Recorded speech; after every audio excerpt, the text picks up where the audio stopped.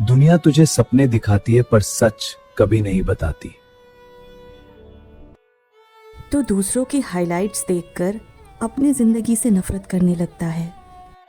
पर असली दुनिया फिल्टर्स के बिना होती है। यहाँ सपने नहीं, जिम्मेदारियाँ होती है। जब रियलिटी टकराती है तब सपने टूटने की आवाज़ नहीं आती, पर दिल टूट जाता है।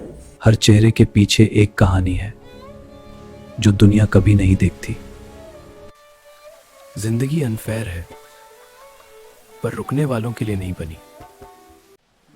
सपने सच तब बनते हैं जब तू उन्हें देखना नहीं, जीना शुरू करता है। दुनिया तुझे कुछ नहीं देगी जब तक तू खुद से जीना ना सीख ले। ये जमीन सपनों की नहीं, हिम्मत वालों की है।